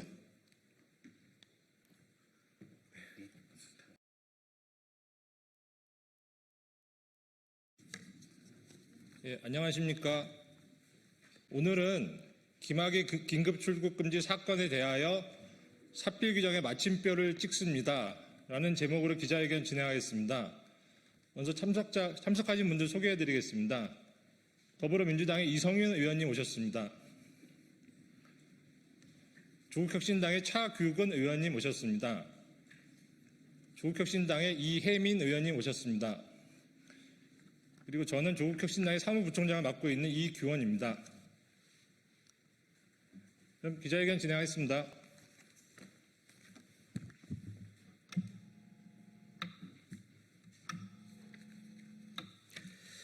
지난 2025년 6월 5일 대법원은 김학의 전 법무부 차관 출국금지 사건으로 기소된 차규건 전 법무부 출입국본부장, 이기원 전 검사, 이광철 전 대통령 비서관실 민정수석실 선임행정관에 대한 검사의 상고를 모두 기각하여 원심의 전부 무죄 판결을 확정했습니다. 또한 같은 달 12일 김학의 전 법무부 차관에 관한 출국금지 의혹 수사 당시 수사팀의 외압을 행사한 혐의로 기소된 이성윤 전 대검 반부패 부장에 대한 검사의 상고 역시 기각함으로써 원심의 무죄 판결을 확정했습니다. 이 사건 수사가 시작된 지 4년 6개월 반의 시간이 지났어야 사건의 진실이 밝혀졌습니다. 검찰의 생사람 잡는 억지 수사와 무도한 기소에 대한 법원의 답은 정의롭고 명쾌했습니다. 이제 김학의 출국금지 사건 종전 피고인들은 사필 규정의 상식적인 입장에서 이 사건의 마침표를 찍으려고 합니다. 곧 다가올 형사소출을 피하기 위해 검열 심야의 도피성 해외 출국을 시도한 김학의 전 차관의 출국을 가까스로 막고 이를 토대로 국가 형벌권이 적정하게 행사될 수 있도록 노력한 차규근, 이규원, 이광철과 이후 부당한 수사에 대하여 대검 반부패 부장으로서 직무에 충실했던 이성윤에 대하여 진실과 정의에 반하는 현저하게 부당한 수사와 기소를 자행한 자들에 대한 공수처 고발이 바로 그것입니다. 오늘 이성윤, 차규근, 이규원, 이광철은 윤석열, 송강, 이정섭, 임세진, 장준희 이상 5명을 직권남용, 허위 공문서 작성 등으로 공수처에 고발합니다.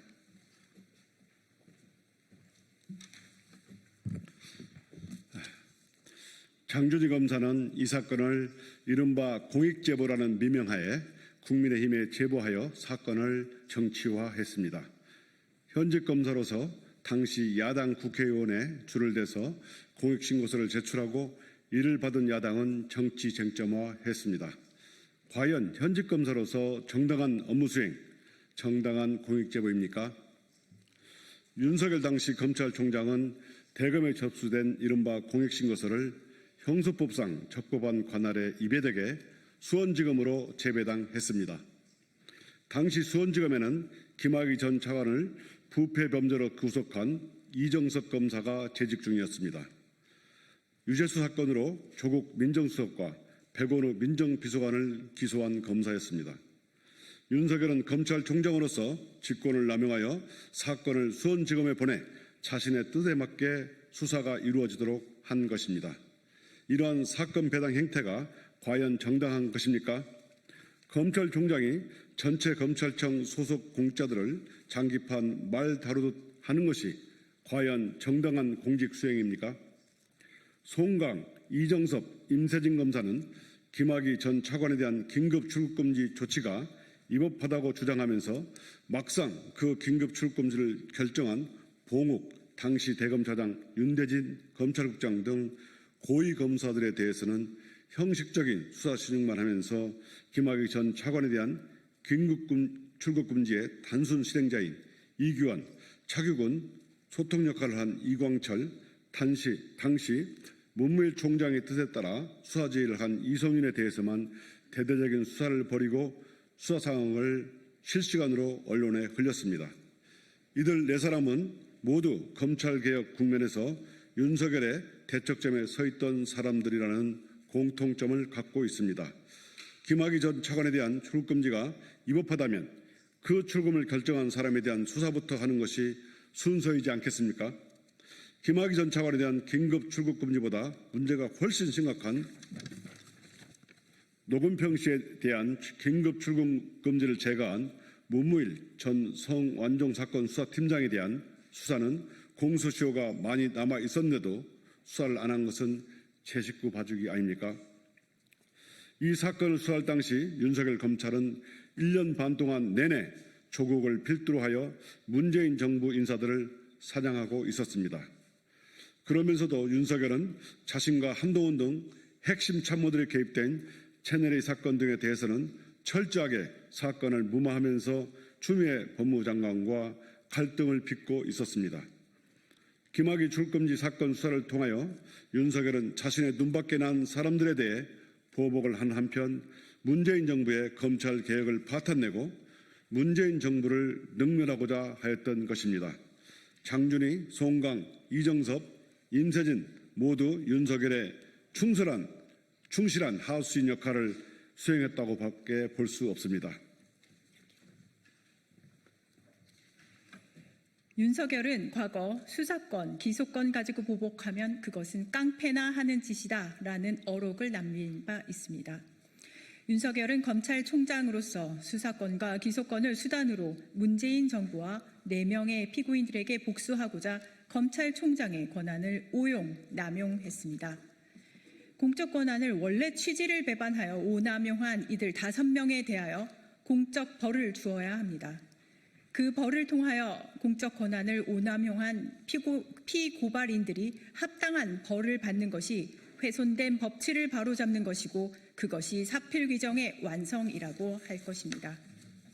공수처가 엄정하게 수사를 해주시리라 믿습니다. 그리하여 이들 5사람이 죄에 상응하는 무거운 처벌을 받음으로써 다시는 검찰이 공적인 권한을 사적인 용도에 오남용하지 못하도록 일벌백계로 삼아야 합니다. 공수처가 부끄러운 검찰권 오남용 역사에 경종을 울리는 이정표가 되는 공정하고 납득할 수 있는 수사 결과를 내놓을 것으로 기대합니다. 국민들께서도 깊은 관심과 응원 부탁드립니다. 감사합니다.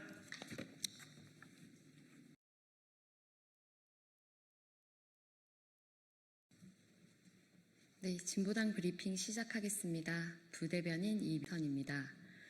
오세훈 시장의 불법 계엄 옹호와 극우 유튜브 운영을 강력히 규탄합니다. 오세훈 서울시장이 운영하는 유튜브 채널 오세훈TV가 극우 선동과 헌정질서 파괴를 정당화하는 정치선전 수단으로 전락했습니다. 이에 깊은 우려를 표하며 강력히 규탄합니다. 특히 계엄을 왜 했을까 한번 생각해 보셔야 합니다라는 영상은 지난해 12월 3일 불법 비상계엄 시도를 사실상 옹호하는 내용으로 1,000만 서울 시민에게 큰 충격을 안겼습니다. 논란이 일자 제목만 바꿨을 뿐 오세훈 시장은 여전히 사과하지 않고 있습니다. 영상에서 오세훈 시장은 야당의 발목 잡기가 계엄의 원인이라며 내란 시도를 정당화했습니다. 헌법재판소가 내란 속의 윤석열의 행위를 중대한 위헌 행위로 판결한 상황입니다. 그런 상황에서 서울시장이라는 공직자가 이를 한번 생각해보라며 퍼뜨리는 것은 민주주의와 헌법을 정면으로 위협하는 위험한 행위입니다. 또한 해당 개정에는 입법 독재, 베네수엘라 직행열차, 개딸 등 자극적이고 극우적인 컨텐츠로 혐오와 공포를 조장하는 영상이 다수 게시되어 있습니다. 서울시장이 이렇게 사회를 분열시키고 혐오를 조장하는 행태를 그대로 두고 볼 수는 없습니다. 1,000만 서울 시민을 대표하는 공직자인 오세훈 시장은 공개 사과해야 합니다. 개인 채널이라도 즉각 운영을 중단하고 관련 영상을 모두 삭제해야 합니다. 그리고 만약 혐오와 정치 선동을 계속하고자 한다면 서울시장직을 즉시 사퇴하십시오. 아울러 유튜브 채널 운영에 대해 철저한 조사가 필요합니다. 만약 방송에 서울시 예산이 단 한 푼이라도 투입되었다면 명백한 직권 남용이자 예산 유용입니다. 어떠한 불법도 용납할 수 없습니다. 반드시 엄중한 책임을 물어야 합니다. 서울은 대한민국 민주주의의 상징입니다. 서울시장이 극우 유튜브로 활개를 치는 것을 결코 좌시할 수 없습니다. 비상계엄 사태를 바로잡은 시민들이 끝까지 감시하며 헌법 수호를 위해 싸울 것입니다.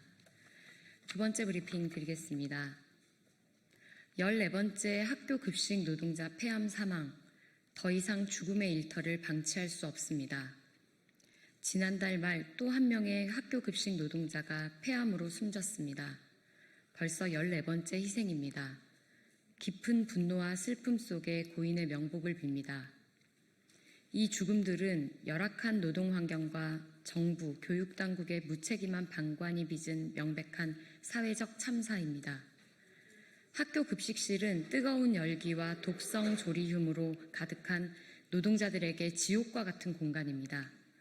수십 년간 일한 노동자들은 폐암 위험에 무방비로 노출되어 왔습니다. 그럼에도 정부와 교육당국은 환기시설 개선과 안전대책 마련에 실패했습니다. 조리흉조차 산업안전보건법상 유해인자로 지정하지 않고 관련 예산마저 삭감하는 만행도 저질렀습니다. 책임을 회피하는 현실 속에 만성적인 인력 부족과 과중한 업무, 열악한 작업 환경에 시달리는 노동자들의 고통과 죽음은 멈추지 않고 있습니다. 지난달 발의된 학교급식법 개정안의 신속한 통과가 절실합니다. 이재명 정부가 산업재해 근절을 선언한 만큼 학교급식 노동자들의 죽음의 일터를 더 이상 방치해서는 안 됩니다. 정부와 교육당국은 즉각 책임지고 행동에 나서야 합니다. 전국 모든 학교급식실 환기시설 실태조사와 개선 계획을 즉시 수립하고 조리휴물 산업안전보건법상 유해인자로 지정해 안전대책을 마련해야 합니다. 노동자의 건강을 정기적으로 점검하고 중장기 관리 대책을 수립하며 인력 충원과 충분한 예산 확보로 노동환경을 근본적으로 개선해야 합니다. 더 이상 희생과 죽음 방치는 결코 용납할 수 없습니다. 학교는 아이들의 배움터이자 노동자의 건강과 생명을 지켜야 할 안전한 일터입니다. 다시는 희생자가 나오지 않도록 특단의 대책 마련을 강력히 촉구합니다. 이상 브리핑 마치겠습니다. 고맙습니다.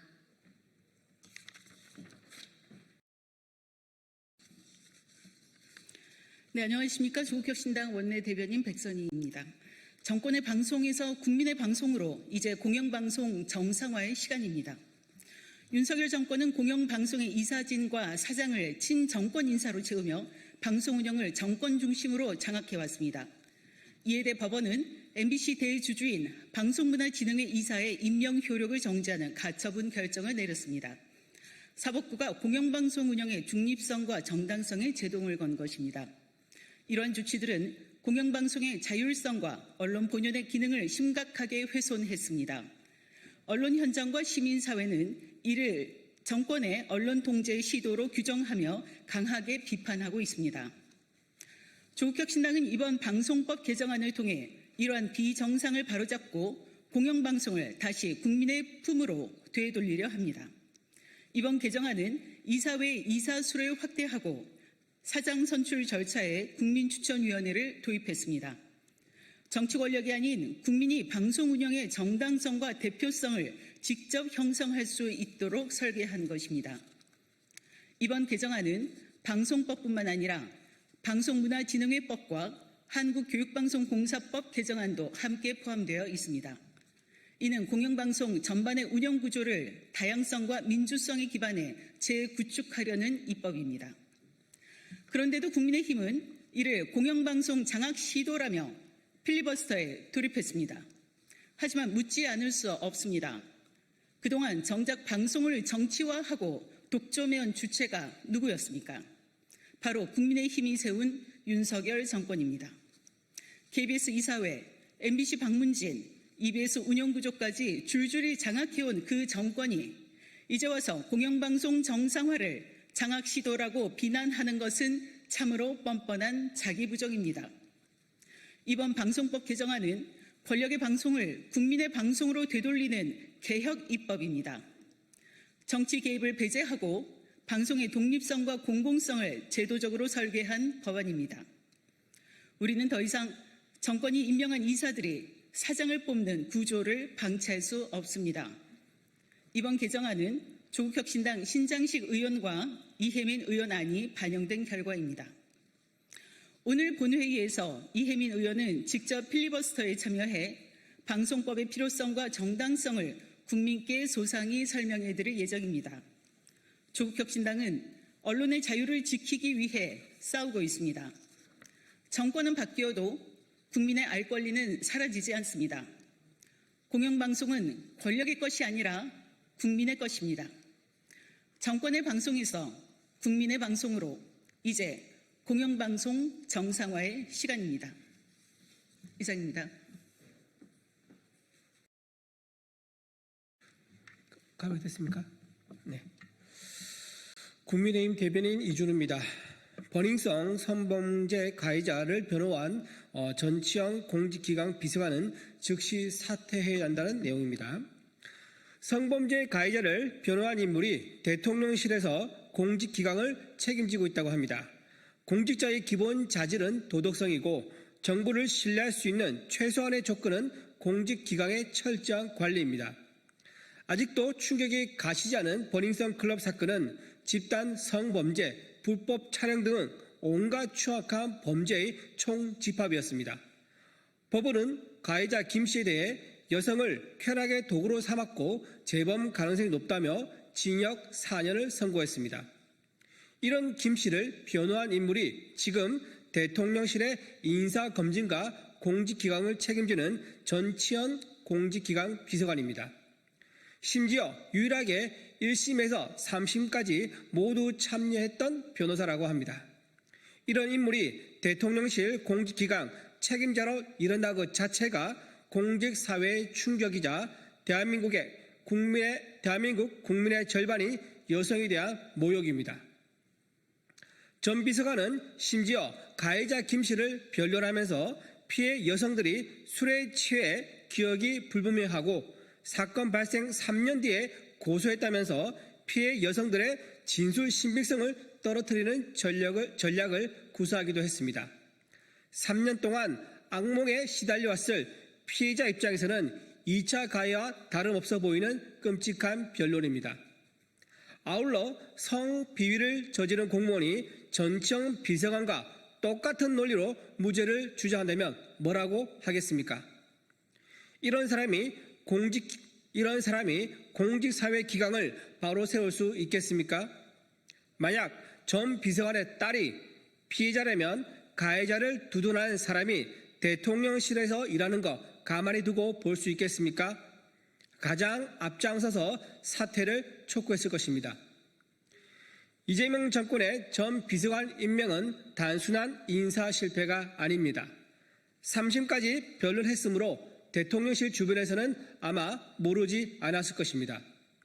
전 비서관에 대한 임명은 이진수 교육부 장관 후보자, 강선우 여가부 장관 후보자, 최동석 인사혁신처장에 이어 미필적 인사 실패로 보입니다.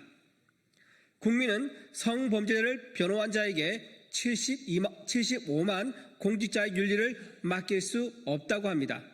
이재명 정부의 인사 실패에 활용 점정인 만큼 즉각 사퇴하시길 바랍니다. 마지막 부분 다시 좀 하겠습니다. 국민은 성범죄자를 변호한 자에게 75만 공직자의 윤리를 맡길 수 없다고 합니다. 이재명 정부 인사 실패에 활용 점정인 만큼 전치현 비서관은 즉각 사퇴하시길 바랍니다. 네, 이준우 대변인입니다. 고맙습니다.